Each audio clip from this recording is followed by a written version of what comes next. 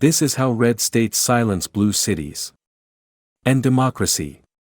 January in Nashville ushers in two forces for chaos: erratic weather and irrational legislators. Both are hugely disruptive. Neither is surprising anymore. In the age of climate change, the old joke about New England, if you don't like the weather, just wait a few minutes, is true all over the country. But even erratic weather, sometimes careening between thunderstorms and snow in a single day, is easier to cope with than the G.O.P. Unlike human beings, weather isn't supposed to be rational.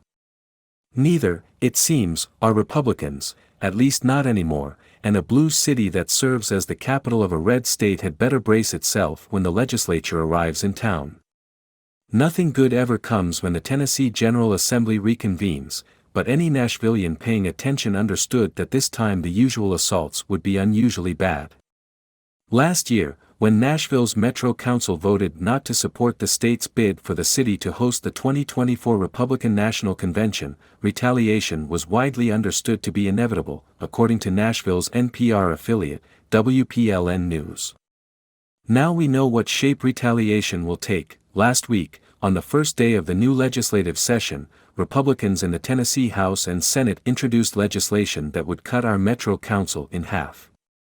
The bills ostensibly apply to all city governments with a legislative body larger than 20 members, but that's just Nashville. If passed, the law would overturn not only a 60-year history but also the will of the Nashville people, who voted in 2015 to keep their 40-member council intact. The new bills set a dangerous precedent, according to the Democratic House Caucus Chair, John Ray Clemens. The G.O.P. supermajority's continued efforts to overstep into local affairs and usurp the decision-making authority of local officials for the purpose of centralizing more and more power at the state level is concerning, Mr. Clemens told the Tennessean. Ultimately, Nashville families know what's best for Nashville. The Metro Council is larger than the legislative branch of every other American city except Chicago and New York, cities that dwarf Nashville.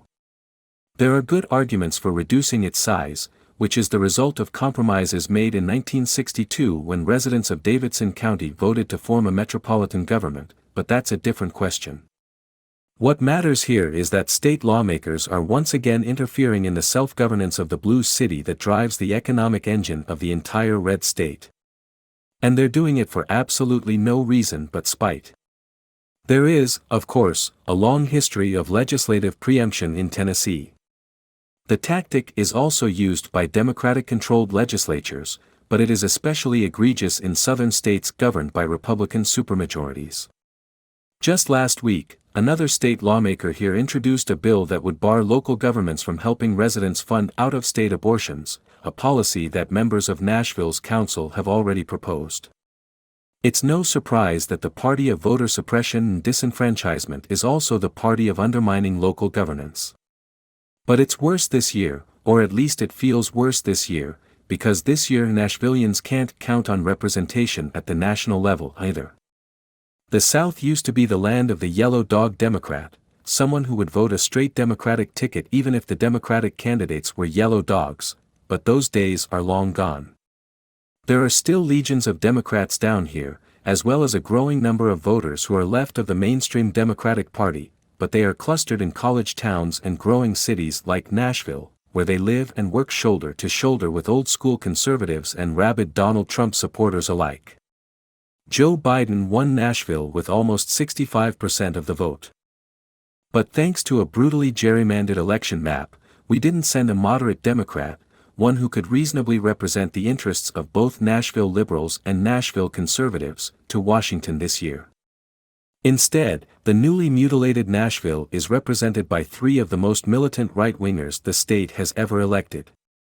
This particular injustice likely seems irrelevant to anybody who doesn't live here. Occurring as it does among so many other political injustices in a nation moving rapidly toward minority rule, even the utter disenfranchisement of an entire American city is hard to get very worked up about. But you ought to be worked up about it.